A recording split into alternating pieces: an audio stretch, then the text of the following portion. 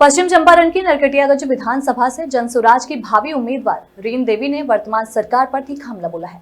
संवाददाता मनोज कुमार मिश्र से खास बातचीत में उन्होंने कहा कि बिहार में पलायन बढ़ता जा रहा है, शिक्षा और स्वास्थ्य की हालत भी बदतर हो चुकी है। वहीं एनडीए और इंडिया गठबंधन की नाकामी से जनता अब ऊब चुकी है और बदलाव के लिए जनसुराज को विकल्प के रूप में देख रही है। नमस्कार, मैं मनोज कुमार मिश्रा। अभी मैं मौजूद हूँ जनसुराज के भावी प्रत्याशी श्रीमती रीना देवी जी के पास, और इनसे हम लोग जानने का प्रयास करेंगे कि अगर ये विधायक प्रत्याशी होती हैं और इनको नरकटियागंज विधानसभा के लोगों द्वारा चुन के भेजा जाता है तो इनकी क्या क्या प्राथमिकताएं होंगी। मैडम, आपको हमारे चैनल में स्वागत है। आपको चैनल को मेरे तरफ से नमस्कार है। अगर आप एज ए विधायक आपको अगर चांस मिलता है, लोग आपको चुन के भेजते हैं, तो नरकटियागंज विधानसभा में आपकी पहली प्राथमिकता क्या होगी? अगर मान लीजिए नरकटियागंज से विधायक के रूप में हमको लोग चुन कर भेजता है तो सबसे पहले प्राथमिकता शिक्षा पर जाएगा, उसके बाद स्वास्थ्य पर जाएगा, तो उसके बाद प्लान पर जाएगा।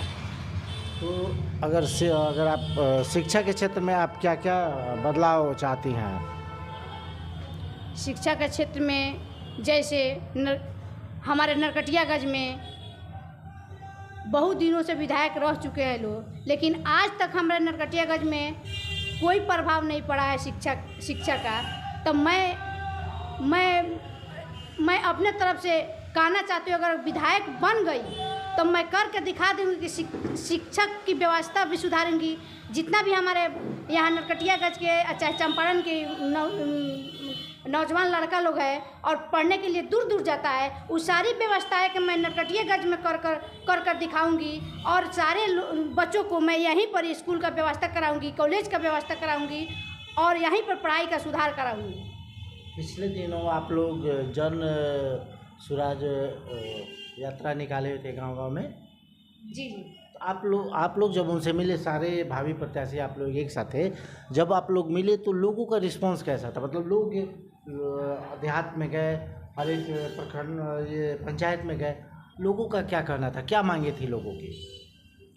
लोगों की मांग ये थी कि हम लोग को कहना यही था कि मैंने कितना दिन से मैंने वोट देते देते आ गए, लेकिन हम लोग के चंपारण में आज तक कोई काम नहीं हो रहा है। लेकिन लोग का पूरा जज्बा और जोश के साथ, जुनून के साथ यही है कि हम लोग के बीच एक जो जनसुराज पार्टी आया है तो कुछ ना कुछ करेगा। ये एकदम लोग के दिल में बैठा हुआ है जनसुराज, कि जब जनसुराज आएगा तो हर हाल में बदलाव करेगा। एक ही पार्टी के दो विधायक, दो MP, जिसमें एक मंत्री भी हैं, और नरकटियागंज 5 जनप्रतिनिधियों का निवास है। लेकिन नरकटियागंज जो अस्पताल की व्यवस्था है उस पर पिछले दिनों आपने देखा कि एक इंजर्ड लेडी आई थी जिसका एक्सीडेंट हो गया था, और वो मरी नहीं मरी के बीच में बवाल हुआ और मारपीट हो गया। और मंडलीय अस्पताल की व्यवस्था आप कैसे सुधारेंगे? अनुमंडलीय अस्पताल का व्यवस्था मान लीजिए जब कि मेरा साथ आएगा तो सुधार करेंगे। रहा बात जो पिछले से यहाँ पर नरकटियागंज का विधायक, सांसद और मंत्री भी रह करके आज तक नरकटियागंज के कुव्यवस्था नहीं सुधरा अनुमंडल अस्पताल का, ये बहुत दुर्भाग्य का बात है। और ऐसे प्रतिनिधियों को रहना बिल्कुल शर्मिंदा आना चाहिए कि जब नरकटियागंज में ऐसे प्रत्याशी रह करके अपने जनता के हित में नहीं लड़ाई लड़े और अस्पताल का व्यवस्था को नहीं सुधारे, ये बहुत दुर्भाग्य का बात है। पिछले दिनों यूरिया की किल्लत से बहुत सारे किसानों का फसल खेत में ही बर्बाद हो गया, पानी की भी कुव्यवस्था थी। लेकिन आज ये जो वर्तमान सरकार है 10-10 हज़ार रुपये की एक मुश्त राशि महिलाओं को दे रही है, इसके बारे में क्या कहेगा? वो तो मान लीजिए वोट खरीदा जा रहा है। पहले वोट वार्ड का खरीदा जा रहा था, मुखिया खरीदा जा रहा था, लेकिन अब वोट MP MLA को खरीदा जा रहा है।